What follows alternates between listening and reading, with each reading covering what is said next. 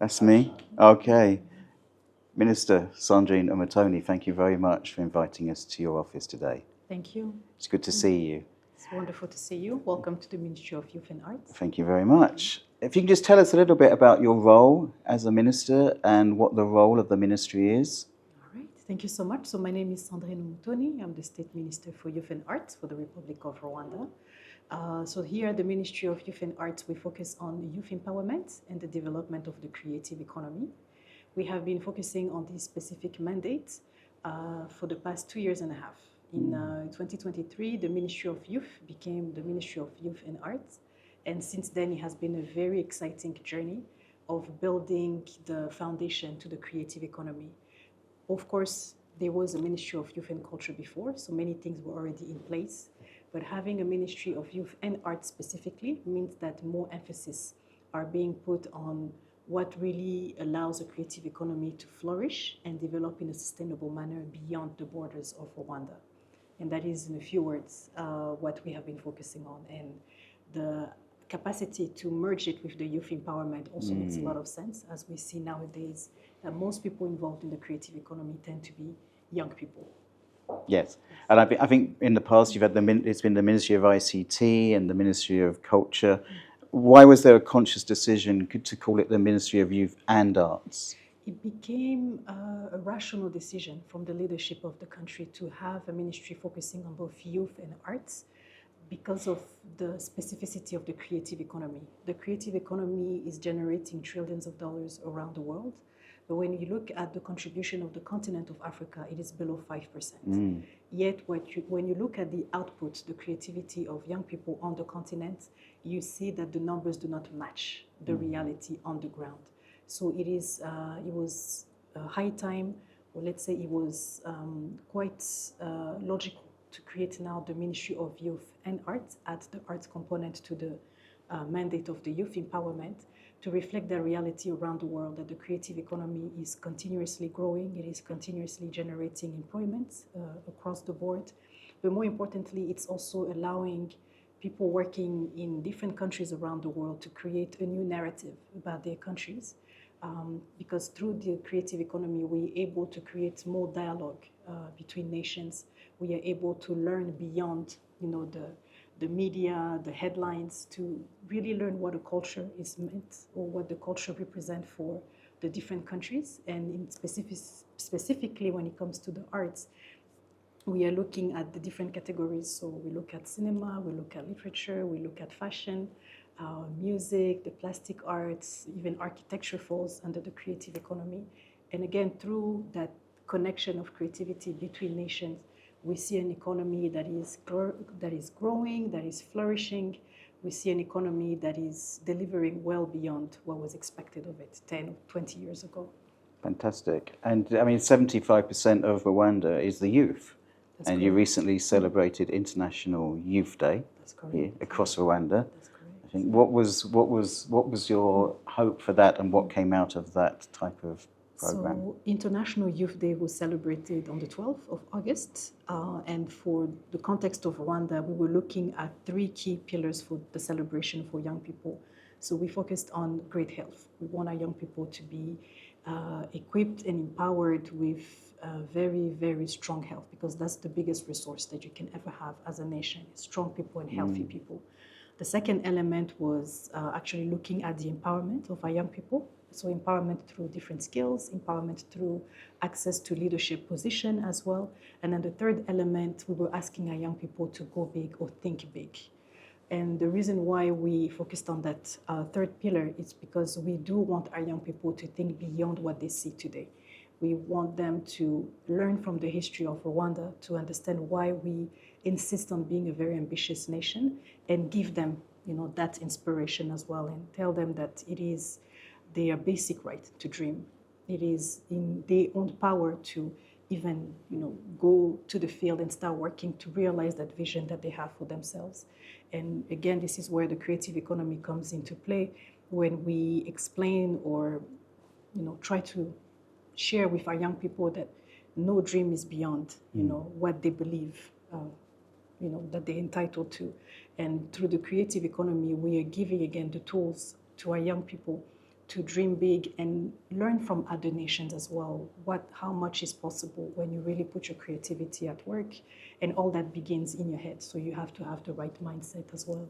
What do you think some of the challenges are that the youth face today? It's a very complex world. I believe that there is a common trend around the world today. Our young people look at geopolitics. As much as we like to think that young people are not that much into the news, they actually do follow. They understand that geopolitics have an impact on their lives. And sometimes when we talk with young people, we sense that there's a bit of despair on their part when they look at how politics are going around the world, when we look at the current state of the climate crisis.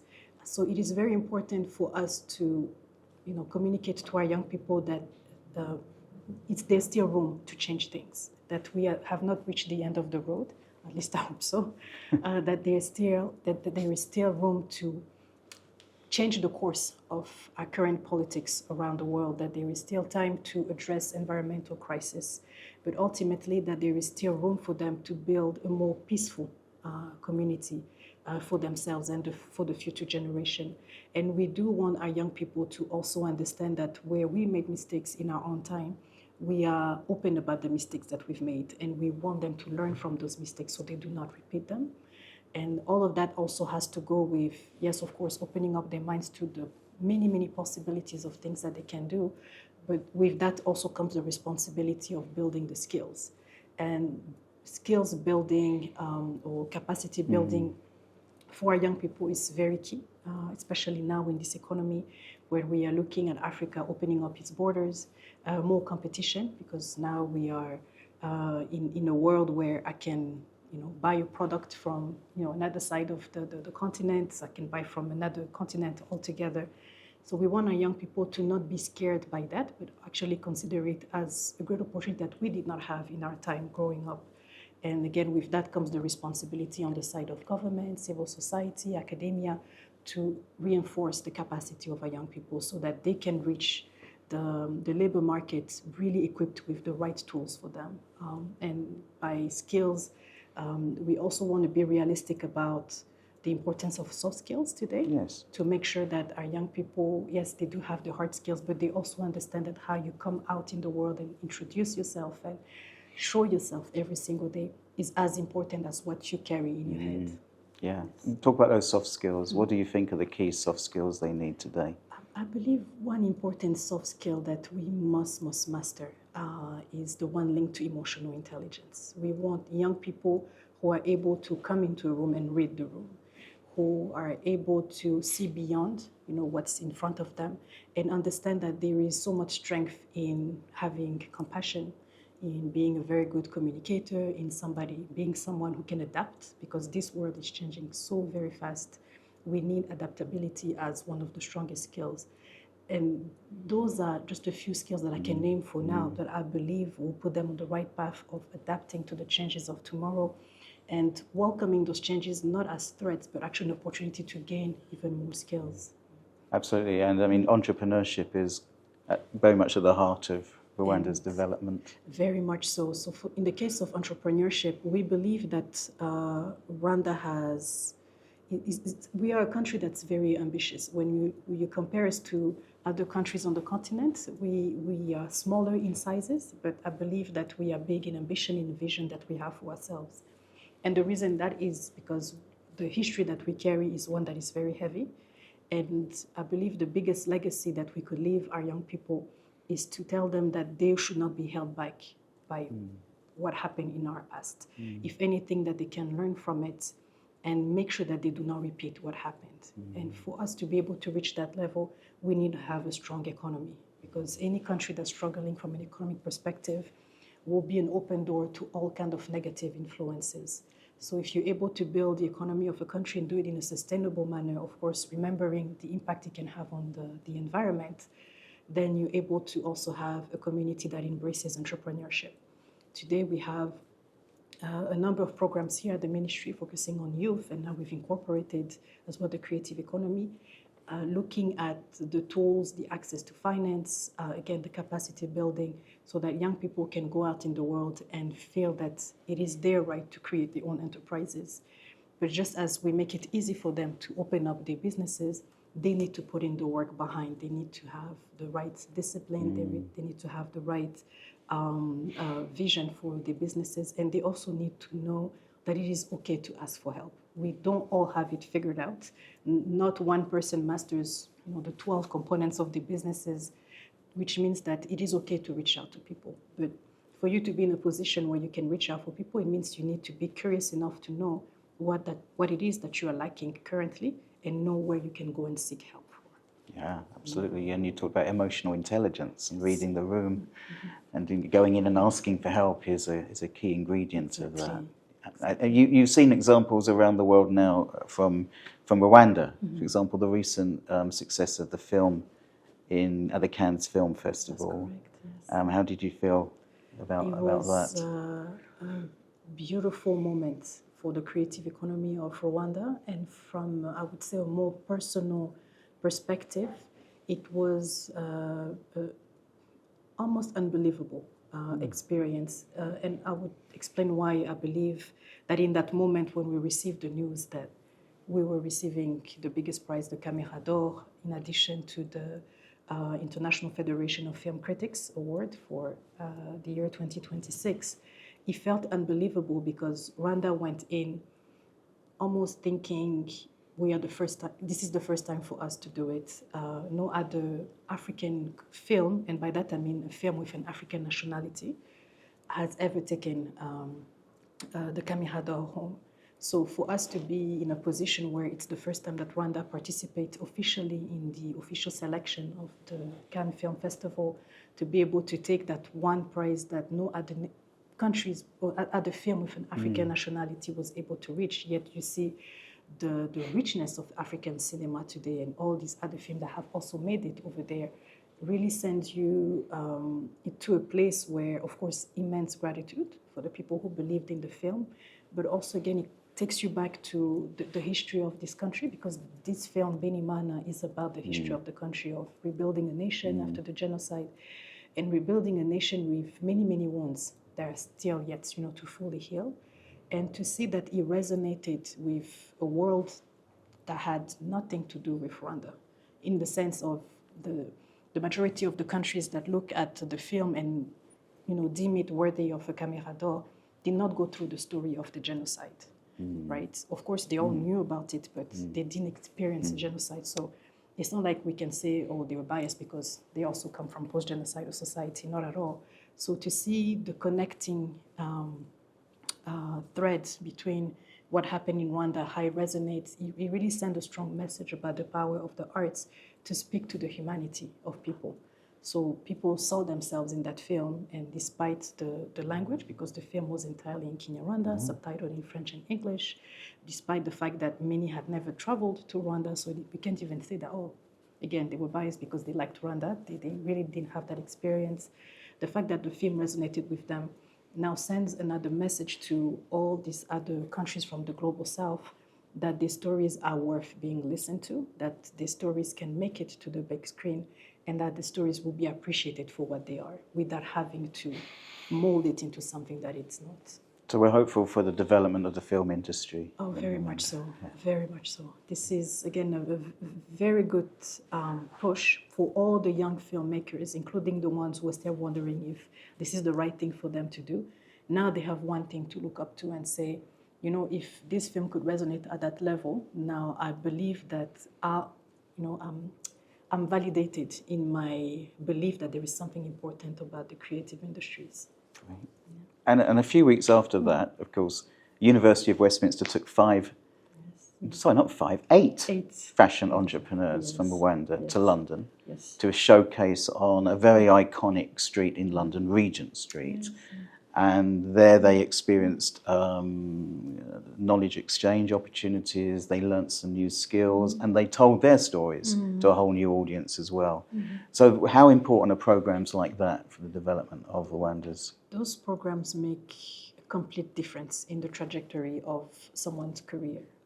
We believe that, first of all, the program of the University of Westminster to see the potential in our young people, again, speaks volume to the young, designer who's still trying to make it. They can now again have something to look up to and understand that if you work hard enough, that you know what your story is about and you know what your brand is about, that there will be a market for it. And for you to be able to reach that market, now it becomes a little bit clearer what kind of a path, what kind of steps you're supposed to follow to be able to reach that level. And in the context of this program, so this partnership between the University of Westminster, the United Kingdom, Rwanda, and of course the fashion designers, we are saying that through partnership, great things can be achieved, that everybody brings something to the table, and ultimately it leads to the sustainable access of our creatives to a market that appreciates the work that they do, and they are willing to pay the money so that they can continue growing their businesses, they can employ even more people. And even beyond the employment aspect, there is again the reinforcement of that narrative that what I do when I believe in matters. And again, it will resonate at a bigger scale than I had imagined when I started. So through this type of programs, this exchange with University of Westminster and being able to showcase the work on one of the most impressive streets in the city of London is also a great example of what is feasible when you really invest in the skills of the young people who have aspired to become entrepreneurs in their own right, become creatives in their own right. You show them that there is a pathway to skills development, that if you follow it and really apply yourself, you're able to reach that level. And of course, when you reach that level, doesn't mean that that's when you start relaxing and stop, working hard on your craft. If anything, that's the motivation for you to keep going and take it to the next level and keep growing. And when you're growing, also remember the people, who have been supporting you. Remember the people who are looking up to you, and our appeal to the young fashion designers who took part in the program is to give something back to the community of fashion designers, whether it is through mentorship, through just 1 hour talk, maybe once every 3 months or once a semester, just so they can share that experience with other young people who are also very, hungry and really want to know what it means to have your work exhibited at that level. And you're right, that was an example of partnership between the government of Rwanda and the government of UK, with a UK university and local delivery partners as well, people like Inzira and others that contributed to the whole program. So those sorts of partnership programs can really generate capacity building in Rwanda. And that is what we have been really focusing on since we received the mandate of the creative economy since December 2023. So this came on top of already what we were working on in the youth empowerment part, saying we have many people in Rwanda who believe in youth empowerment, who believe in the creative industries, but sometimes you find that people do not necessarily know how to come and partner. So by, again, creating programs like this, we have a blueprint of what other programs should be like. And when it comes to the creative industries, yes, creativity is innate in you. You are born with a gift, but the gift needs to be nurtured. You need to learn the skills of the trade that you have chosen.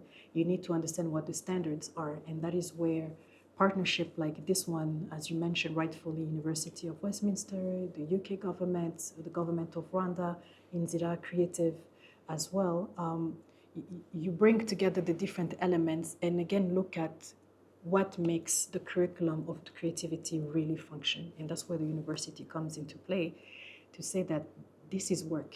It's,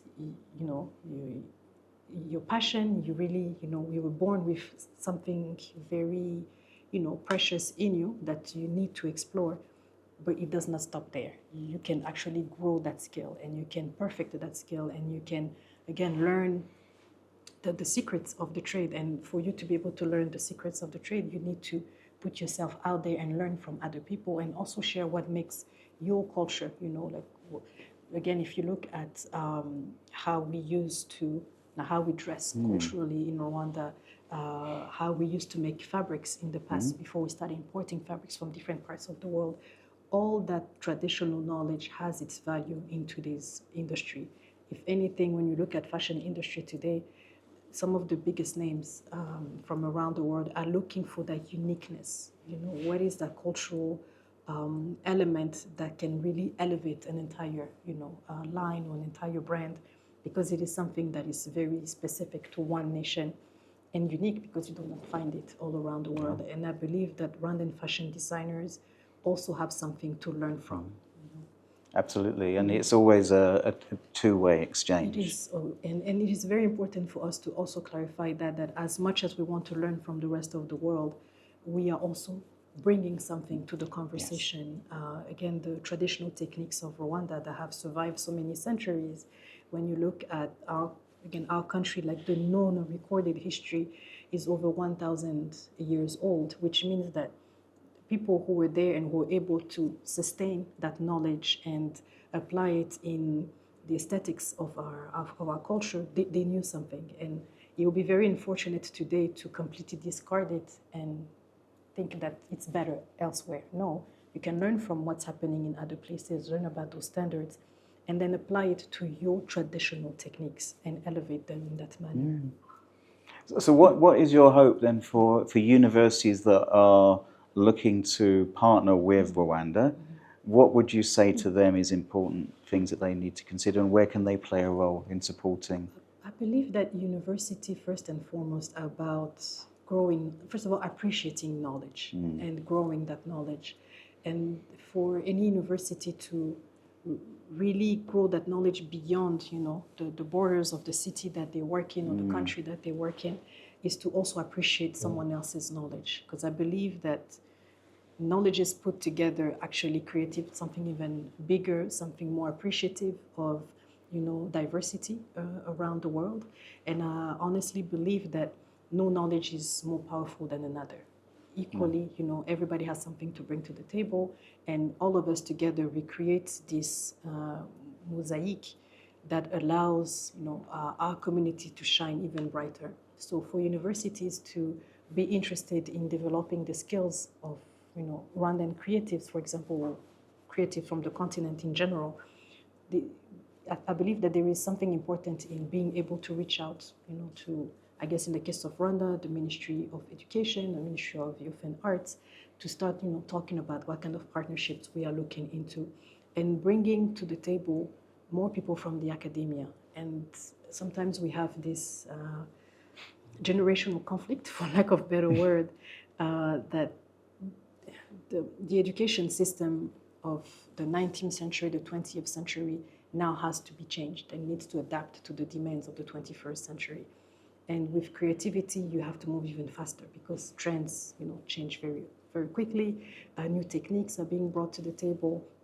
Now, with the advantages of artificial intelligence, you also have to be able to keep up with that. And again, with universities having mastered how knowledge is being transferred, there is now something that civil society can actually add to the knowledge sharing of university and say, okay, maybe this curriculum can be adapted in this manner. Maybe the way of, teaching or educating the next generation can benefit from technological advances. And again, together by bringing the best of both worlds, then we're able to really create new curricula that make a lot of sense in today's economy, and ultimately that respond to the demand of the labor market, the demand of the creative economy that still requires to have people with certification, with degrees, like really solidified knowledge, because not everything comes to everybody, just like that overnight.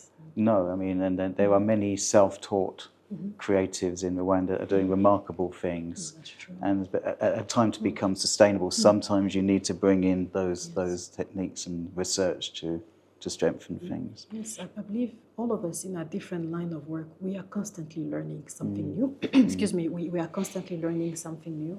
And this applies to every, employment across the board, every skill, every interest that you may have. You have to continue educating yourself. I don't think there's any point that you can reach and say, okay, I've mastered it all. No, there will always be something new that you can learn. And again, having the ability to partner with university like University of Westminster, merge it with programs, University of Rwanda, for example, or any other university in the country. Again, we revisit how knowledge is taught in the classrooms. We also revisit how we should be working with people in the private sector. So how about creating now curricula that really respect the importance of practical training. So Yes. practical training become as important as the time spent in a classroom listening to a teacher. Yeah. So you get. I'm sorry. You did very well. So I'm nearly finished anyway. So bringing together the vocational training, the skills, Yes. along with the theory. That's So correct. blending practice and theory together that's is what's going to be important going forward. And I believe there's no other way for us to remain relevant today when it comes to education if you do not bring in the importance of practical training with the theory. Again, back in the days, theory was very important. Like how much you could retain in your brain was considered as the ultimate assessment level of how bright you were. But nowadays, we are saying, no, you can retain information. We still want you to retain information, but you also need to know how it works, like in a practical manner. Yes. You need to go out there and meet with the expert in their own field and learn directly from them. I believe that many of us need to go beyond what's written, on a piece of paper, or I guess now on the screen for most people. I'm showing my age. So if you're able again to work directly with people on the ground, gain that practical knowledge, that is what really tells you how good you will be at what you want to do, again, as a vocation that you have chosen for yourself. So immersing them in the skills, immersing them in the sector, even within the classroom, doing what academics would call authentic learning. So they're developing projects, taking the theory from a screen or a book, as it was in my day, and applying it in a project approach. And I like the word you just used, immersing yourself. It's just like when you have to learn a new language. You do not learn it by just watching people talk to each other. You actually have to be bold enough to start talking and trying it out yourself so that your brain can adapt, to using different words and learning new vocabulary all the time. And it's just the same with skills. You have to immerse yourself in the world that actually promotes, those kind of skills. And I do not believe that there's any other way of learning today if you do not work closely with those who do it every single day. And by also working so closely with the people who do it every single day, you also learn where sometimes theory has become outdated. For example, you also learn the new direction, like where the industry is going by being literally in the heart of it and learning from yourself how you adapt. Because again, it comes back to the soft skills of adaptation, adaptability, to be able to say, how quickly can you pivot when something is no longer serving you and your business, for example. Absolutely. That's a very good place to stop.